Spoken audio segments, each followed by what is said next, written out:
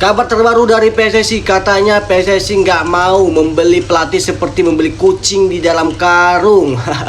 Tapi sebelum teman-teman menonton video ini, semoga teman-teman dalam keadaan sehat dan dilancarkan semua rezekinya. Amin. Supaya teman-teman makin percaya, mari kita simak video berikut. Oke.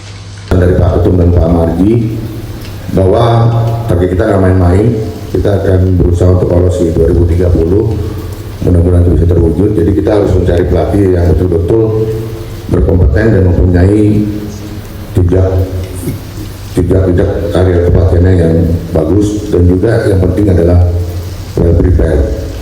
Artinya kami tidak ingin seperti membeli kucing dalam karung. Kami ingin mendapatkan pelatih yang terbaik, betul-betul hatinya untuk Indonesia, betul-betul semua pikirannya tercurahkan ke timnas Indonesia, karena kami tidak mau terjadi kejadian yang kurang lagi, yang kurang baik seperti ini. Jadi bersepahaman, sebelumnya kami juga di Pak Sintayong juga melakukan interview juga ya Pak ya, dan dengan zaman dulu kita melakukan interview, dan alhamdulillah hasilnya juga bagus, karena kita tahu isi kepala daripada pelatih tersebut. Untuk itu kita akan evaluasi dengan kegagalan kita kemarin di round 4. Jadi kita akan berkumpul evaluasi untuk melakukan bagaimana perekrutan pelatih yang baik. Akhirnya diputuskanlah bahwa PSSI akan melakukan interview. Ya, seperti itulah singkatnya ya konferensi pers yang dilakukan PSSI untuk akan mengumumkan pelatih baru kita. Semoga apa yang dikatakan sama dengan yang dilakukan, ya kan. Jangan cuma ucapan Pak ya, tapi tindakan juga harus nyata. Jangan cuma omon-omon, jangan cuma banyak drama. Tapi ya kita lihat aja teman-teman ya, sejauh mana PSSI memilih pelatih kita dengan harga yang murah tapi berkualitas. Ya menurut saya ya, kalau kita mencari pelatih dari Eropa dengan harga yang murah tapi berkualitas, 1 di antara 1000 teman-teman. Kenapa saya katakan 1 di antara 1000? Kalau kita melihat Eropa sana ya pasti pasarannya sudah gede lah ya, sudah besar-besar lah semua teman-teman. Di sana kan ada harga, ada kualitas. Jadi kalau kita mau membeli pelatih dengan harga yang murah, pasti kualitasnya nggak seperti yang kita inginkan dong, ya kan. Makanya dari awal PSSI mengatakan kepada supporter agar tidak berekspektasi tinggi terhadap pelatih kita. Aduh, kita lihat aja lah apa yang terjadi nanti, kalaupun nanti pelatih kita dari Eropa ya. Tapi 80% feelingku dari Belanda lagi sih.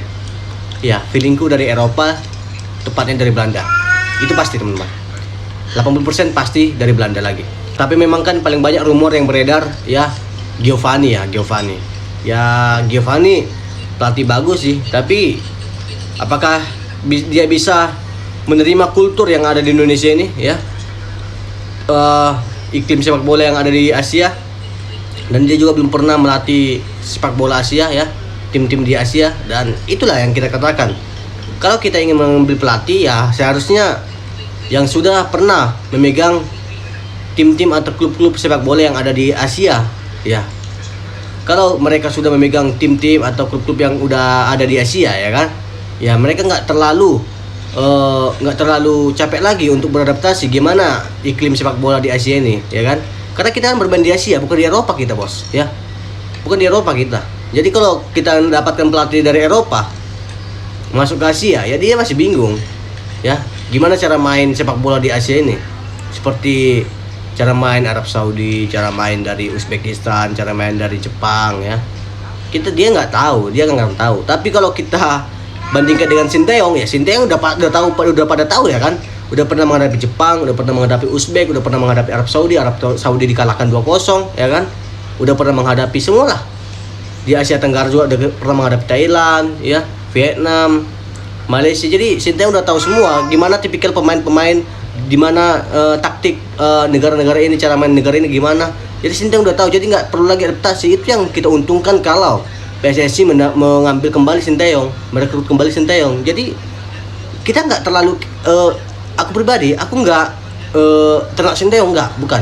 Tapi coba kita pikirkan matang-matang gitu loh. Kita mikirkan secara logika gitu lah ya. Jangan cuman kita menginginkan Sinteyong kembali dikatakan ternak Sinteyong. bukan ternak sinteyong. Memang nyata gitu loh, ya.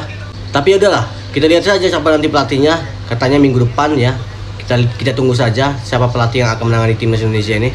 Semoga pelatih yang memiliki DNA Piala Dunia, pelatih yang pernah bermain di Piala Dunia, dan pelatih yang pernah meloloskan tim negara ke Piala Dunia. Itu harapanku sih.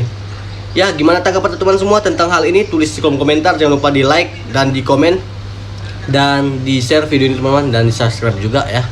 Dan untuk kita semua, salam sehat, semoga rezekinya lancar terus, amin.